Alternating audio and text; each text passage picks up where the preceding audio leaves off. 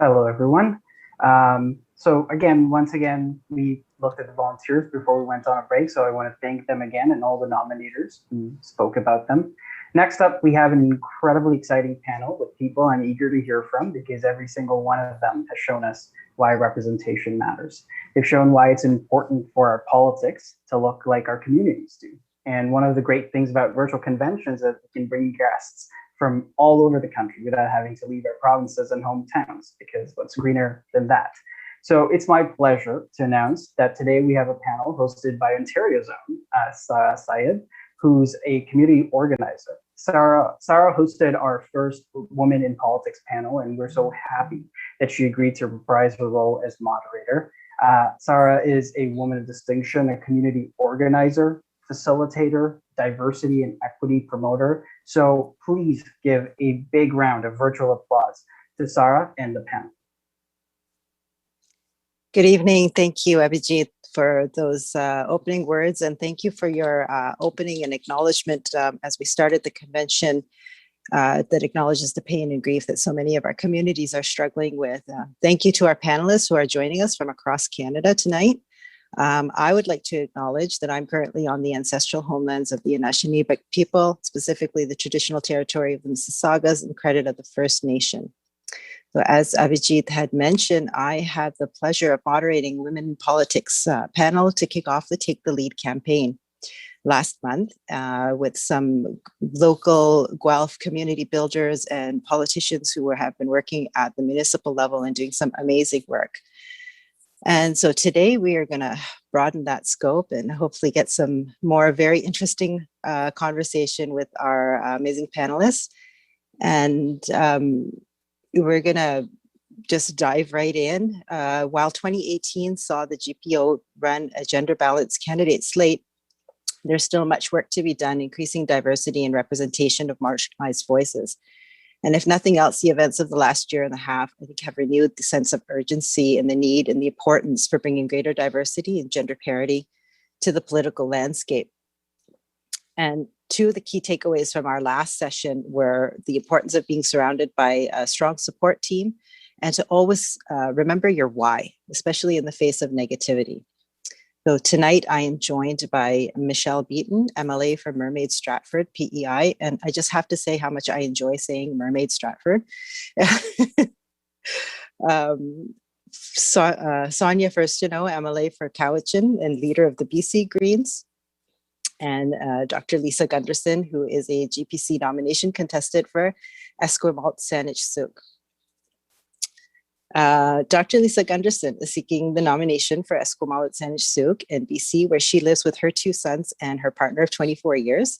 In her community, she is often known as Dr. Lisa or Dr. G, which is a very similar way we reference our community members as well. So I'll be referring to her as Dr. Lisa this evening. With a PhD in clinical psychology, Dr. Lisa is taught in both post-secondary and secondary schools. Her One Love Consulting business seeks to attain meaningful and tangible changes and to create a more equitable and just society. As an active Green, Dr. Lisa has volunteered on as an equity consultant pundit, a spokesperson for proportional representation, campaign volunteer, riding association member, and member of Diversity and Equity Committee. And she still has time to volunteer in various ethnic parent and civic organizations, including the African Heritage Association of Vancouver Island, the Confederation of Parents Advisory Council of Saanich, and Saanich Council Planning, Transportation, and Economic Development Advisory. Dr. Lisa is a first-generation African-American Canadian immigrant of Jamaican heritage, and she loves time with family at the ocean, movies, playing dominoes, baking, and anything basketball. Welcome, Dr. Lisa. Also, we have tonight, thanks, from BC, we have with us Sonia Furstenau, who was elected as MLA Cowichan Valley first time in 2017 and again in 2020. And she is the leader of the BC Green Party as well as a House leader. Sonia's constituency work is focused on continued efforts to protect Cowichan Valley watersheds, facilitating conversation between government and community groups about child wellness, advocating for updated infrastructure in health and education, and supporting First Nations leadership. Sonia has also been involved in grassroots advocacy. She was National Administrator for Results Canada, a nonprofit that works to end extreme poverty, and serves on the board of Oikocredit, an international microcredit organization. She also volunteered with the Citizens Climate Lobby, which is committed to finding solutions to the challenge of climate change. Sonia has previously worked as a teacher in the Victoria School District in Shawnigan and taught history, English, and theory of knowledge, and has a BA and MA in history from the University of Victoria. When not in Victoria, Sonia spends time with her family, enjoying the local arts, food, culture, and the many hiking trails of Cowichan Valley. Welcome. Thank you so much, Sara. Yeah. And then from the other side of the country, we are joined by MLA for Mermaid-Stratford, Michele Beaton. Born and raised on Prince Edward Island, she graduated from University of Prince Edward Island with a Bachelor in Business Administration, and then worked with her family in construction operation of a family golf course tourism business. After a brief move to Ottawa, she moved back to Prince Edward Island to raise her daughter, Ava, in 2012 accepted a position with Bell Alliant. Michele was first elected in 2019 and serves now as the opposition critic for finance, agriculture, and land. Michele is also involved in Girl Guides of Canada and is the leader of the Stratford Brownies, where she takes pride in mentoring young people. She was also a counselor on the Alexander Community Council, and Michele is interested in learning about and experiencing new cultures from all around the world, and as a result loves to travel and host international students. So again, welcome to everybody. I hope tonight we can shed some light on some of the victories as well as the barriers faced by women in the political realm and help us pave the way to have more women enter politics and bring about change we need through policy and government action. So I'm going to jump right into the questions, and to the right of me on the screen, I have Dr. Lisa. So I will start the first question off with you, and then let the others jump in after that. So the first question we had was that some people have positive role models and influences which spur them on, and others have negative influences which push them in the other direction. So what influences and experiences have you had which pushed you towards your start in politics? That's a great question. And I want to just thank you for having me today and everybody for being here. I want to also acknowledge that I'm coming to you today from the Lekwungen speaking territories, specifically of the Esquimalt and the Songhees nations. And it actually is, I think, quite appropriate to think about where we are in terms of things that have actually spurned or inspired you. So for me, a piece of that is my historical background and my ancestry. My parents came to the United States from Jamaica in the 60s. They met in the US. And when I think about my historical space, so in my history, there is an enslavement piece. Not all persons of African, Caribbean, Black space have that, but that's part of my history. And when I think about politics, and I think about the fact that I'm able to actually just even sit here today, it's because of a group of people who, if you think about it, were, stolen, kidnapped, taken so far away from our homelands, never to return, and then come into a space and fight despite the systemic barriers that they were facing to create and vision a future, right? A ability to dream of the way things should be. And they did that without the internet and Twitter and Facebook, right?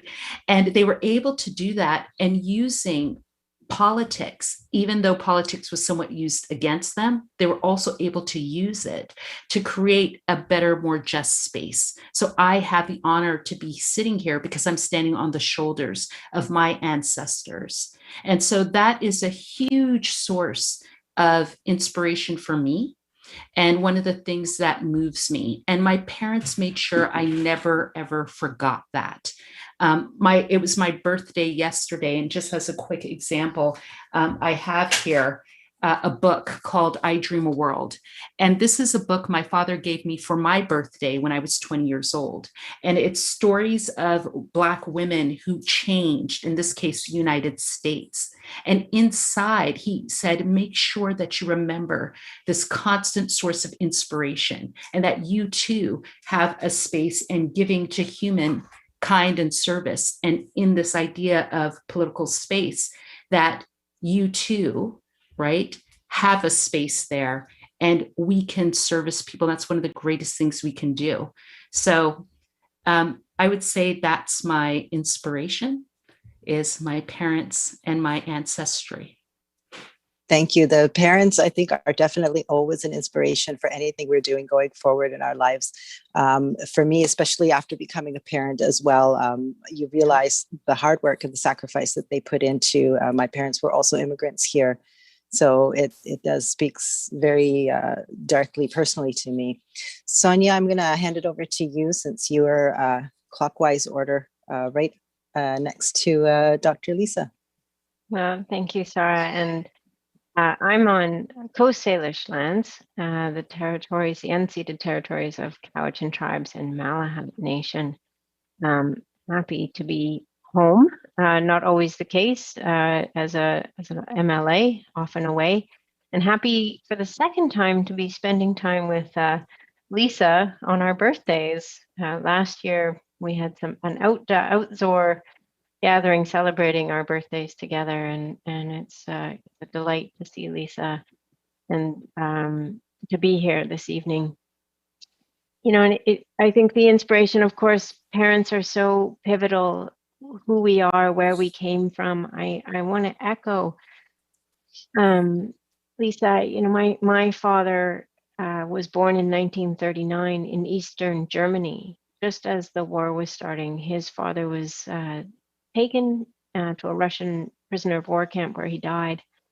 And my grandmother recognized the dangers emerging in Eastern Germany after the war was over, and managed to get herself and her two youngest children across into West Berlin, where they were in a refugee camp until they were flown into West Germany. And my dad ended up at 15 years old coming to Canada by himself on a freighter, and then taking the train across the country to Sydney, BC, which is very close to here, and finished high school, having taught himself English by reading the newspaper with the German English dictionary while he did this big journey by himself as a teenager. And he certainly instilled in me two things. One was anything's possible if you're willing to work hard. That was an essential part of things, and that not to accept any limitations imposed on me because I was a girl. And this, I was born in 1970. Everyone can calculate the birthday now. But you know, this was a transformative time, but still, as a girl, growing up at the time, we were, the expectations on us were that we were limited, and that's changing, thank goodness. But our representation, as we can see, I think in Canada, we're at 29% elected women in the federal parliament. I think BC's near the top at 39%, so we're a long ways off. But the other thing he instilled in me was a sense of responsibility, that he was so proud to be Canadian and to live in a democracy. And he really made it clear that being in a democracy meant participating in that democracy. That you weren't a passive person in a democracy, because democracy depends on participation. And I think that really kind of set a framework for my life. And what ultimately spurred me to get into politics was moving to this community that I'm in Shawnigan Lake, and discovering that the provincial government had issued, or was planning to issue, a permit for a contaminated landfill at the headwaters of the drinking watershed here in Shawnigan for 5 million tons of contaminated soil to be deposited uphill from our drinking water source, which is the lake. And it was this failure in from my point of view, of government to uphold its side of the deal, which is you protect the people and the environments that they depend on as part of your society. That's something government is supposed to be doing. And it took us 4 years to ultimately get that permit revoked. But over the course of that time, I became very committed to wanting to participate in improving how decisions are made around issues like this, issues that affect the environment, affect people's health and well-being in communities. And then once I got into the legislature as an MLA, I realized that we have a cultural problem in politics, and we are not, our political systems, our ways of operating in government and in parties really are not meeting the needs and the crises that we face right now. And so my decision ultimately to run for leader was because I really feel that we need to see a different way of being in this political landscape, and that was the, again, that sense of responsibility. I can't just let this be. I don't want to participate in it the way it is, but I want to be a participant in shaping a better future for our political landscape. Thank you, Sonia. And I was actually just having a conversation earlier that we were discussing that when the processes don't meet the need or they stop you from actually accomplishing something, then the processes need to change. If we don't change the processes, then we will never be able to accomplish. So if those are what the barriers are, then let's work at changing processes. Michele, I'll hand it over to you all the way on the other side of the country. Thank you, Influences, Sara. yeah. Thanks, Sara. And I would like to acknowledge that I'm in Mi'kma'ki, and it's the traditional territory of the Mi'kmaq people. And Prince Edward Island is Epiquet. And so I would have to agree. I was raised by parents who made me work really hard. We raised chickens, for instance, when we were younger, and we learned a work ethic that required us to get up first thing in the morning and just go to work. And specifically, I'd have to say my dad, he always believed that we could do just as much as anybody else. And I guess after I finished my university degree, I actually helped him build a golf course. That's what he did when he retired from government. And he felt his privilege that when he was in government, he actually got to attend a lot of conferences, meet a lot of people and that kind of thing. And one thing that he recognized was he got to do a lot of things that people just wouldn't have the opportunity to do. So he actually opened up a golf course with $10 green fees in hopes that families would actually be able to afford to take their kids to go and do something like that. And in doing so, he taught me how to drive a payloader, and also taught me how to drive the bulldozer. And I guess that basically taught me that there's nothing that I can't accomplish. And so I don't think my aspirations were ever in politics. And it wasn't until after I was in Ontario and I had my daughter, I'm a single mom, and I had my daughter and I went back to work and I was let go from my job. And I was a single mom that all of a sudden had no income and ended up having to go through a 17-month battle with my corporation for unjust dismissal, and recognizing that the justice system's not set up for people to actually access justice. And so after 17 months of fighting, actually, fortunately, having a lawyer that didn't charge me a retainer until we won because he felt that strongly that I would win, I recognized that I need to be that person that removes barriers for other people, because it is so easy to wrong people, and it is so difficult then to fight for your rights. So when I moved back, one of the things that really, I guess, catapulted me into politics was we were going through a school review, and my daughter's in one of the most overcrowded school systems here in Prince Edward Island. And the school review allowed us to all participate. And so I would get in front of the microphone and I would talk about it, because this is the school system I was raised in. And I recognized just the challenges that when you're overcrowded, then class sizes impact you. And I guess at that point in time, when the school review finished and nothing happened for our district, I did say I'm interested in running. And I was told at that point in time by one of the larger parties that I should volunteer to see how it's done.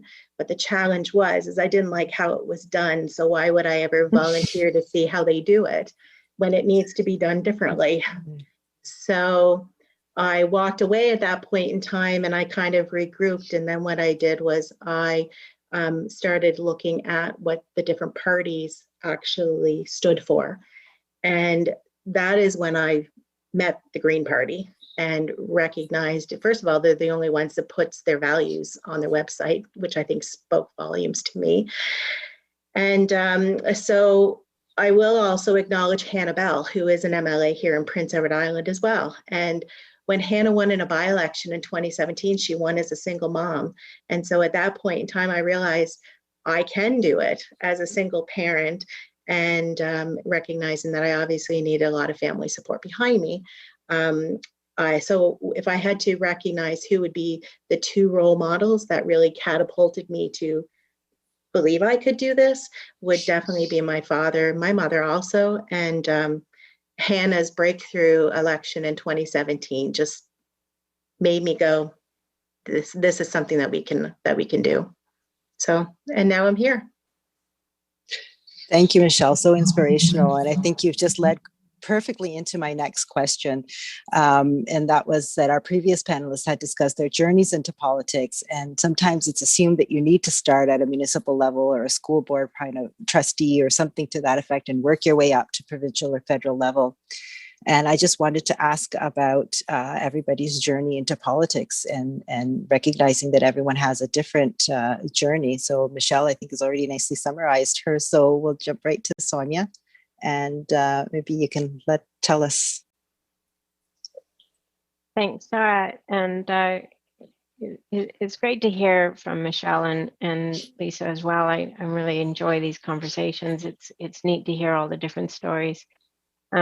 As I indicated earlier, what prompted me to get into politics was the permit for the contaminated landfill, and I'd already started working at the community level, organizing letter writing and events and kind of media, and trying to get this story told, because I was pretty certain that as soon as anybody heard it, they would realize that this is really wrong.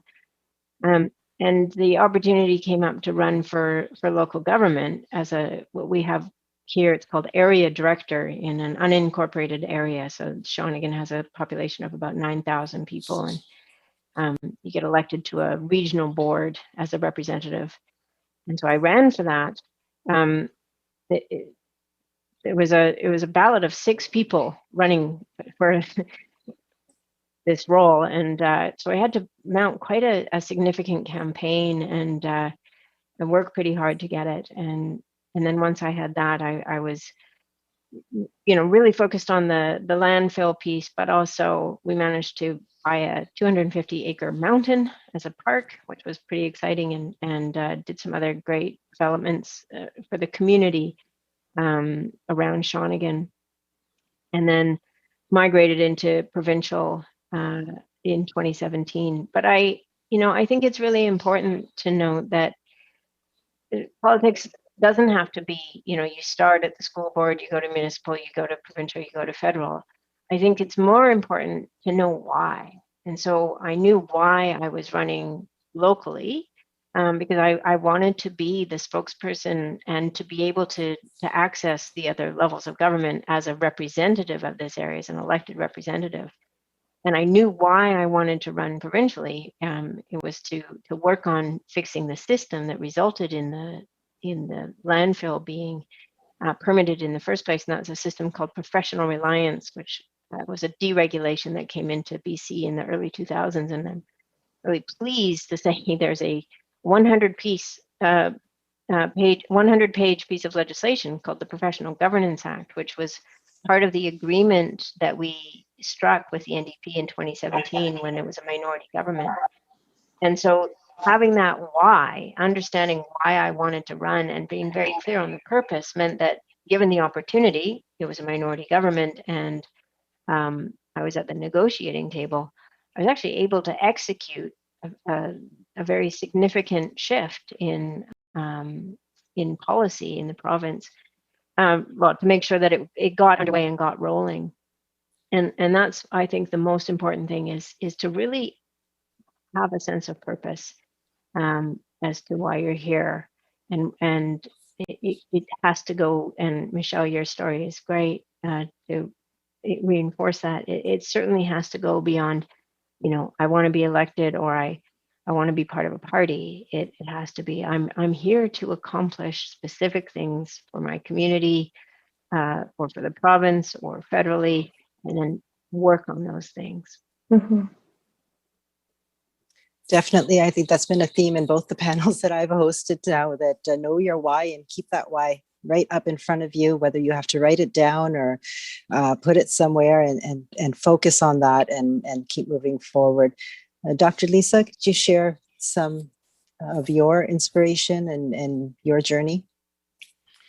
Yeah, my journey, I think, is a different one. And one way it starts when I was very young, because my parents had come from a majority Black country. When they came into the United States in the 60s, where things were so different, they really got involved. And so from as long as I could remember, I remember being part of women's movements. I turned 51 yesterday. So, we had the ERA movement and we had these different movements along with racial movements.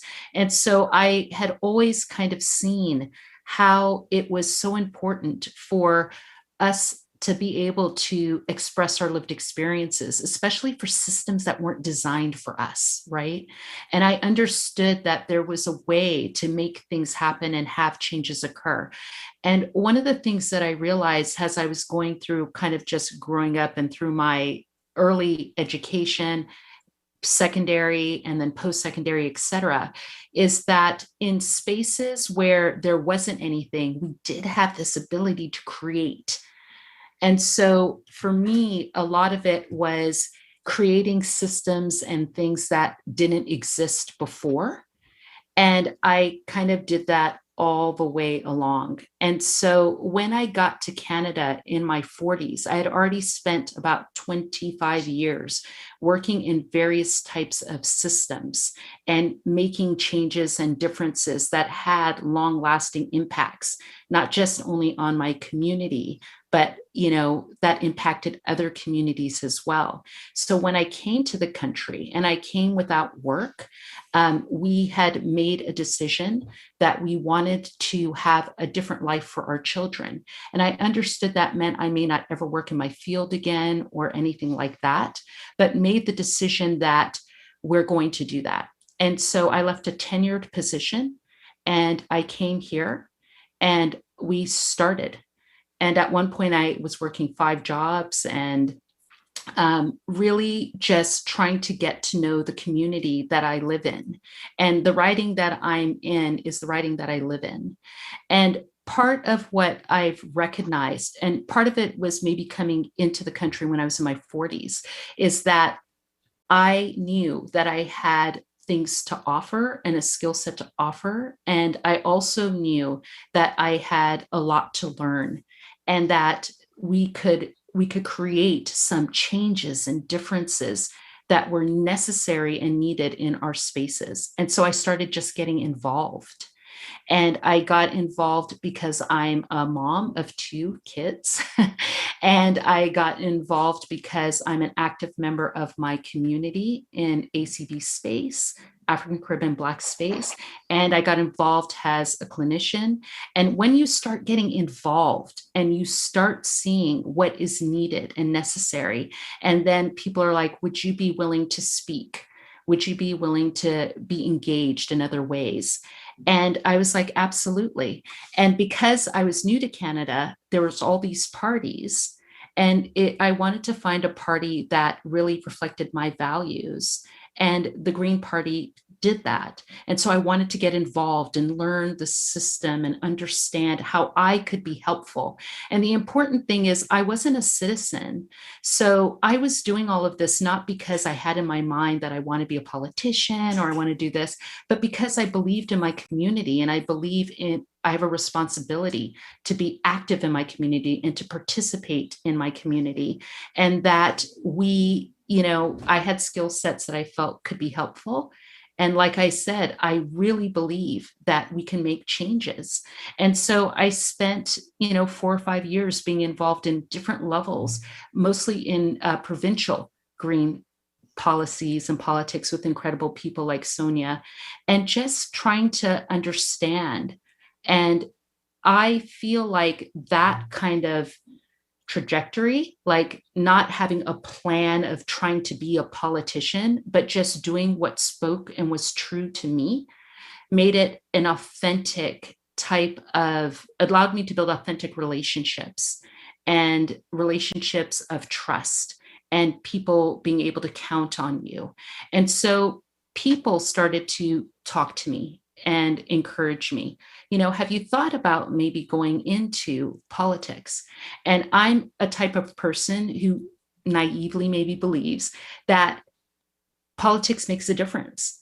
The policies that we create, they make a difference and in people's lives, and not just currently, but for the future.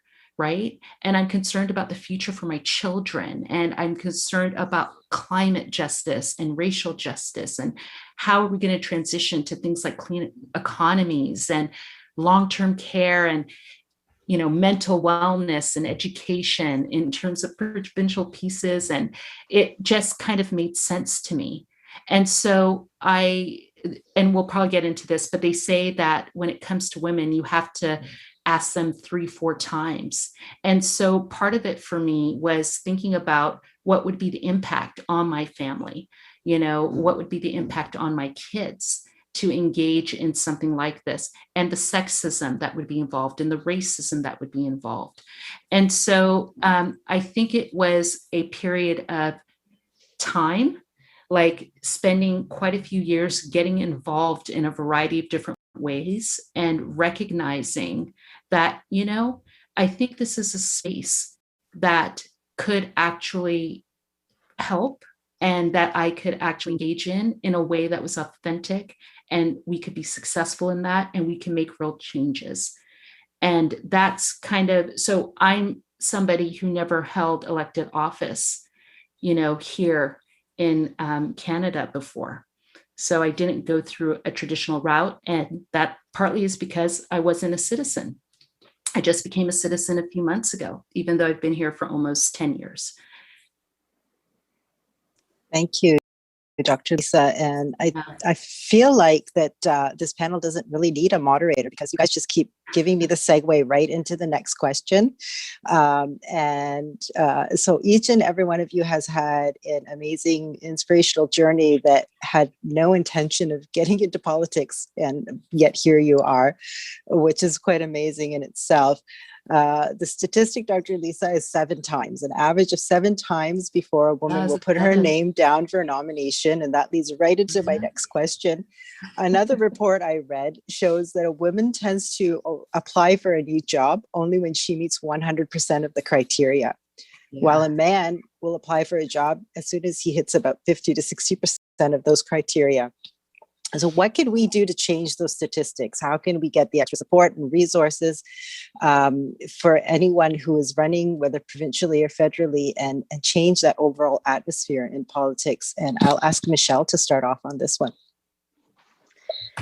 Thank you, Sarah. And yes, sometimes I find it shocking of how easy it is for, for a man to just jump in. And I remember somebody saying, they don't even need signs because everybody in the community knows them. But then when I thought about my campaign. So just to kind of give a little bit of an idea. So we had 5,000, I have about 5,000 constituents. The island's pretty small. When I was on a municipal council, there was 200 residents. So obviously very, very small, very country. And so I've said I wasn't asked to run. I asked to run, right? So I called up the Green Party and said, hey, I'm interested in running. But I guess I was asked because my dad kept stopping at the end of my driveway and saying, hey, kiddo, have you thought about that a little more?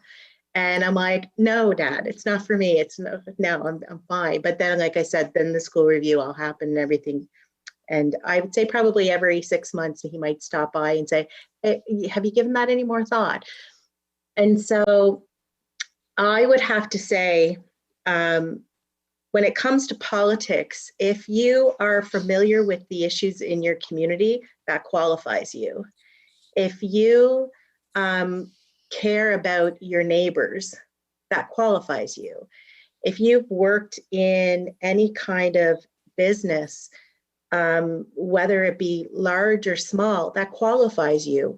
If you are a parent, that gives you lived experience, that qualifies you. Like, I really, truly believe that the makeup that's in your legislature, the House of Commons, has to reflect the people who live in this province, live in this country.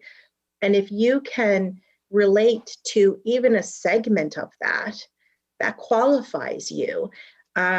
Yes, I have a degree and that helps me. I worked as a product manager and a project manager, and that all helps me.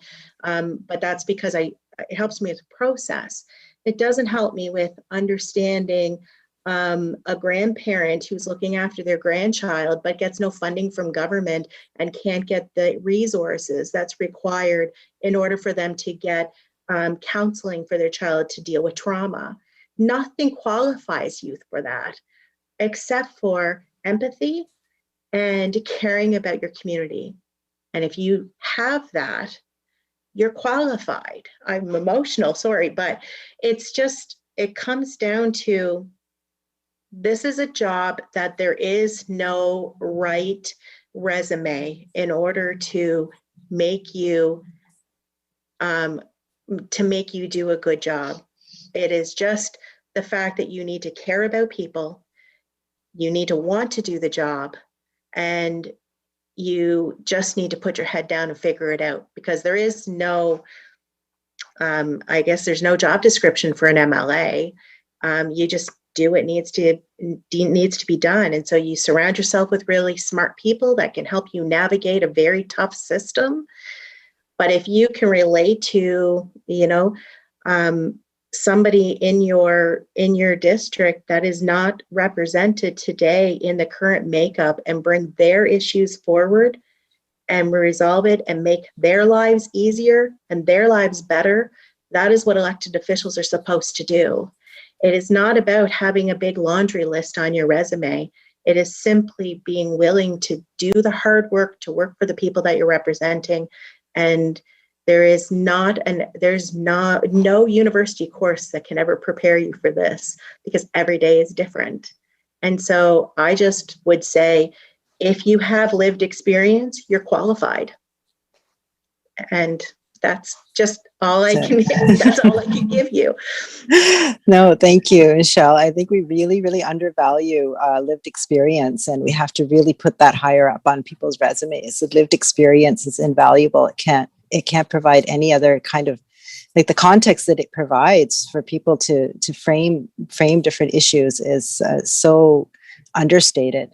And the one thing I'm learning is never apologize for being emotional. I think it's very important for us to be emotional for the issues that we are very emotional and charged about, and that we feel so strongly about. So, thank you for opening up and showing your vulnerability. Sonia, can I give it to you next? Yeah, advice. thank you, Sarah. And Michelle, you just articulated that so wonderfully. And I think that for so long, politics has been the domain of really a select few. And there is this notion of, here's what you do to get into politics. You get a law degree, or right there you go through poli-sci, or you start working in the party machinery early on, and you work your way up. And in fact, what you're talking about, lived experience and diversity, is what is needed more than anything. And not, it really struck me. It's not to check a checklist. Okay, we have, X number of women, we have X number of people of color, we have X. That's not why you're striving for diversity, or why we should be striving. It's exactly what you said. We need the diversity of lived experiences in our decision-making rooms, because without that, people are making decisions that affect people that they'll never understand. And so let's, you take, for example, something that is obviously very prominent on the national agenda and radar right now is the child welfare system, and it's how it has operated as a tool of colonialism. You've got your daughter, I've got my puppy, so this is speaking of lived experience. Hello. But and of course the discovery of the children buried at the residential school in Kamloops, and the national kind of conversation and also reckoning that is coming from this, which it shouldn't have taken that, because we've had the Truth and Reconciliation Commission, because we've had the Missing and Murdered Indigenous Women and Girls report, because we've heard from survivors for decades that this was the truth. But that, here we are having Adam Olson, my colleague from Saanich North in the Islands, be able to speak to that, because his family members survived residential school. His father went to the Supreme Court of Canada to fight for his right as an Indigenous person to hunt and fish on his territory. So Adam brings into that legislature an absolutely essential perspective and voice and lived experience to ensure that as we navigate what I hope to be a future for this country that is rejecting the kind of mythical past of, oh, Canada, aren't we lovely? That's butted up against enough truth now. But the future that we want for this country is one that is co-written by Indigenous peoples, by settlers, descendants of settlers, by immigrants, and recognizing that we are a fabric in this country that has underrepresented essential threads of that fabric. But to have Adam be able to speak in a way that nobody else in that building could have spoken was essential for the rest of us to hear that truth be spoken by somebody with lived experience. And so it's not to check off boxes, it's to actually improve the work and service that we do, is why we need the diversity in our legislatures and our parliament. Thank you, Sonia. Dr. Lisa, do you want to address this one really quickly, and then we'll head to questions from the audience, because we've got a lot of stuff coming in. Okay. Yes, and I'm just going to follow up with kind of a quick checklist. I think it's critical, this idea of, for us as women, and then when you put in the intersections, this idea that our voices don't matter when they do. and part of that is us not only having our lived experiences, but being believed. And when you don't have a critical mass of people in our various political spectrums, then our experiences not only get left out, but many times when we bring them up, they get undermined as well or not believed. And so for me, part of this is understanding that when we get involved, it's not about you as an individual, right? It's not important, for example, to me that, your name is attached to something. It's about how are we creating systems that are going to be sustainable, that are addressing these systemic inequities in a way that we can truly then have a democracy that is representative of everybody in the nation. And in order for that to really happen, one of the things that we have to think about is what are the barriers that are stopping people? For example, finances. I came into this country, we don't have any family here. And so this idea that one of the ways you're going to have to fundraise, asking your friends and families, well, what does that do then for immigrants? Or what does that do for people who don't have that ability? It means that the party then is going to have to step up and think about how are we going to support people who have historically been underrepresented and marginalized in these systems? How are we going to treat them to make sure that they are going to be able to be supported in these spaces that they're in? And that's something that we really need to take account of just as a party when we're approaching people. What are we going to do to recognize the fact that this is going to be a different lived experience for them? And how are we going to make sure that they can do this in a way that's safer in systems that, again, were not originally designed for us?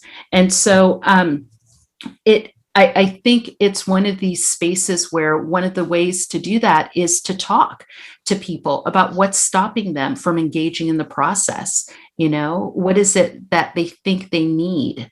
And like it's been said, what you need is, in my opinion, to be able to listen, to be able to be a bridger between our community and our neighbors and these institutions. And how are we going to make sure we do that? And one last quick thing I want to say, Jean Augustine was the first Black MP, back in 93. Right now, there's 7 and only 2 are women. And I think it's really important for us to recognize that when we talk about recruiting whatever type of diversity, that it cannot be looked at as icing on the cake. Right? Oh, we've got a few different people, that's icing on the cake. We have to recognize that our party has not fully been able to be what it's meant to be without us. We're not icing on the cake. We're the bread and the butter and the eggs, right? In other words, our government hasn't been functioning properly all this time fully because not all people have been in the space being represented. So it hasn't been doing what it needs to do. We're not icing on the cake. We're ingredients that have been missing. And without us there, then this hasn't been fully what it can be. We need to have a mind shift with that. I hope that kind of makes sense. Definitely it does. I love the analogy that we are the bread, the butter, the eggs, not the icing, not the sprinkles or the decoration, right? That we are the essence of what needs to be done, and without that, we won't be able to change that system that needs changing to address all the needs and all the different communities and the diversity out there.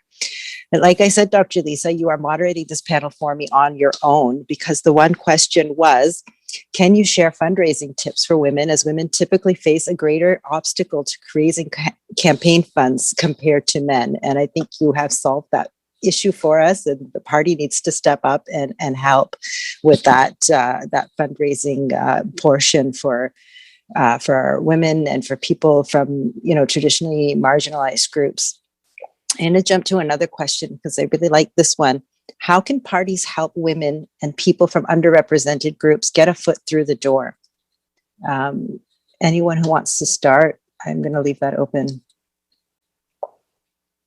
I can start, Sara. I think, number one, don't push the door closed on them. open the door, invite them in, make space, right? I think that this notion that women and people of color have to kind of ram into this world that wasn't created for them. And as Lisa says, that, this world needs to be completely uh, uh, created with people of color, women, Black people, Indigenous people. This is essential to our well-being collectively. But I think that parties have to stop waiting for this to happen magically and say, this is part of our work and our mission, and our challenge is open that door, invite them in, make the space, and let the eggs and the flour and the milk all come together, as Lisa says. Maybe just make the door bigger. Make the door bigger. Stop putting barricades on the door. Okay. Unlock the door. All the analogies exist, but it is the reality. And Michele, your comments about the difference of running as a woman and a man. I mean, the things that were accomplished in this riding in my first term, we did things that no MLA has ever done. We created community groups to talk about the overrepresentation of Indigenous children in child welfare. We got funding to get a report written by women in Cowichan tribes on the solutions for that.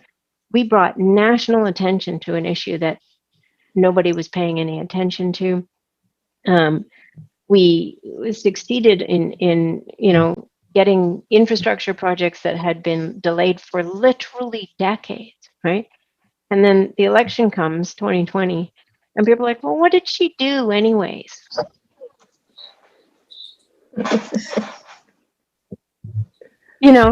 it's an astonishing thing that it's just this embedded notion that, wow, women, they're nice to have around, but they're probably not going to get much done. Can I add to that? Yes, for sure. I think one of the things that parties can do is do a real honest assessment, because oftentimes they may think that they're being welcoming and then they're just confused. Well, we're so welcoming and we're so happy, and we just don't understand why people just don't come. And it may mean, putting some effort into doing an assessment, talking to people about who've tried to come in. Were there barriers that were there that maybe we're not aware of? Because when it comes to certain biases, we may not be aware of our own, right? There's certain realities, for example, like if you as a party are trying to encourage women in this space, what are you doing to mitigate certain things like the sexist comments that they're going to be facing online, right? So part of my team with my nomination contest is this space where there are possibly racist, sexist comments that are going to come down the line. I don't need to be exposed to that.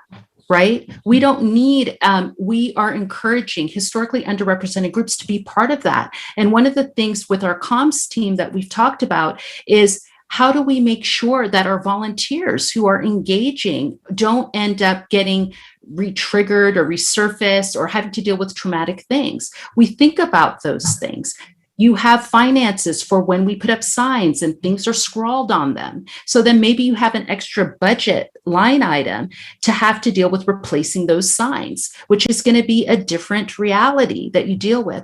With my nomination contest, for example, I literally have, a field person, a comms lead, 2 youth leads, I have an equity lead, and 2 community advisors.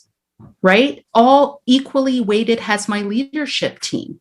Do parties think about that? Or do they think about just giving you one person? And each of these people is critically important. And so it's a lot about sitting down with I would love to personally see. There was like the Women's Campaign School. So many of us may have been a part of that. That was my entree into understanding Canadian politics was, so can a party, for example, our party, have a conference that they sponsor where they bring people to come and speak about these different issues and also reach out and listen and believe and then make some changes.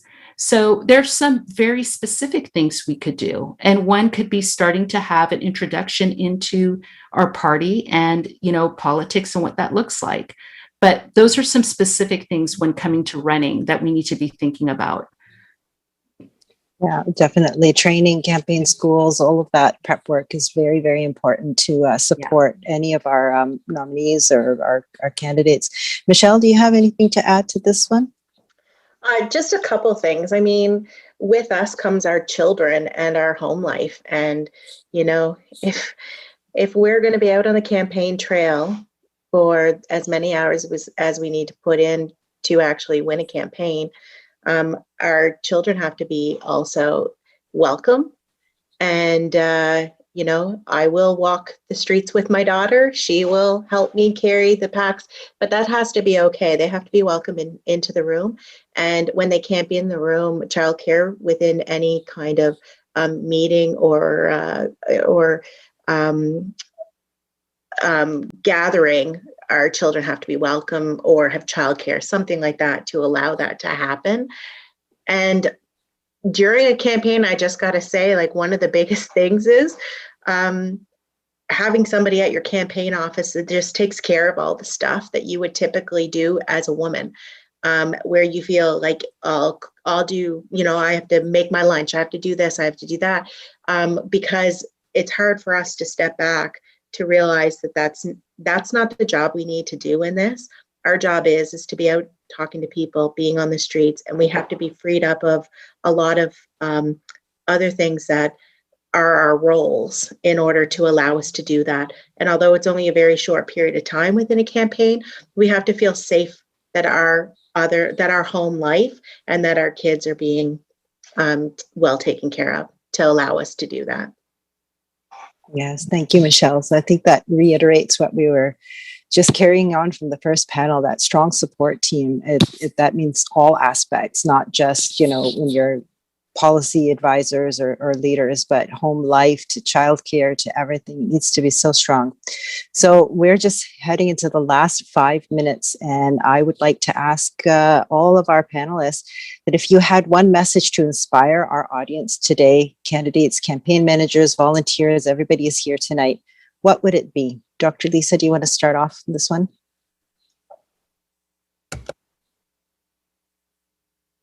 Can you hear me okay? Yes. Yes, okay. I want to say that believe and trust that your lived experience is worthy and it's necessary and it's needed. And understand and remember that you are standing on the shoulders of your ancestors who have done amazing things with less tools than we have at our disposal today for us to be able to even be having this conversation. And I think sometimes when roads get tough and we start to question certain things, we forget that critical piece that we are here because of people who could foresee something that they knew they wouldn't even live to see. So you are in good stead when, even if you think you're by yourself, you never are. And you are the shoulders for the next generation. And if you can remember that and keep hold of that, then you can absolutely make a difference. Thank you so much for all the work that you do for our party, no matter how you do it, and never, ever, ever give up. Thank you, Dr. Lisa. Sonia, do you want to end off with some inspiration? Pretty hard to follow, Lisa. That was amazing. I do have a new saying, and it sort of picks up where Lisa left off, which is persistence is a superpower. So, and that's in everything. That's in it, particularly in politics, though, and in trying to make change. You and I learned this when I was in Shawnigan from I think it was Maud Barlow who might have said it, but that you push for change on something, and it's always no, no, no, no, and then suddenly it's yes. And it's the persistence that gets you to the yes. It's not no, we're thinking about it, maybe someday. It's just no, no, no. And then all of a sudden, and we saw that here in British Columbia this week with, wanting to have an ancient forest of old growth trees protected. And it was no, no, no, no, no. And then one day, yes. So persistence is so essential. And not giving up, as Lisa said. But the other thing I'm going to add is a 4-letter word, which is love, which doesn't get used anywhere near enough in politics. Work from a place of love. Love the people you're working with. Love why you're doing it. Love your community.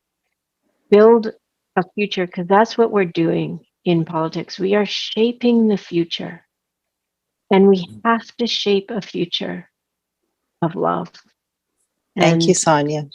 I'm just going to throw the last minute to Michele. I'm sorry to cut you off. Michele, any final words as we wrap up the panel tonight? Sure. So it's funny, that you said that, Sonia. We use in our office gentle pressure relentlessly applied. And I also think that I have found a new family in doing this. We're the official opposition here in Prince Edward Island, but we're also 63% of our caucus is women. So we have a majority of women in our caucus, which is something that doesn't happen every day, but it is literally people I go to work excited to see every day and to spend my days with. And that's the kind of camaraderie that you have to build within your caucus and your teams. But there is one thing that I will say is just go out and do this. There is such it's a humbling experience to stand on a doorstep and realize how much of themselves your constituents give you in that 2-minute or 3-minute conversation that you have on their doorsteps. That will change your life. Just hearing those stories alone is one of the most powerful things that I've experienced through this whole process. And you will not lose having gone through that process. It is just one that lifts you up to realize that there's a lot of work to be done, but you're part of the solution. And I think that that's critical. Thank you so much, Michele. Thank you to all of our panelists here tonight. It's been an amazing hour that's gone by too quickly. And I think I could continue to talk to you guys for inspiration for a lot longer. I'm going to hand it back over to Abhijit, and thank you guys for being here with me tonight. Thank you. Thank you. Wow, that was wow. Inspiration, persistence, love, our ancestors. I mean, the sheer breadth of topics that all of you touched on are talked about so rarely in politics. So that was incredibly refreshing and inspiring for all of us to hear. So thank you so much to every single one of our panelists, Dr. Lisa, Sonia, Michele, and our host, Sara, for that incredible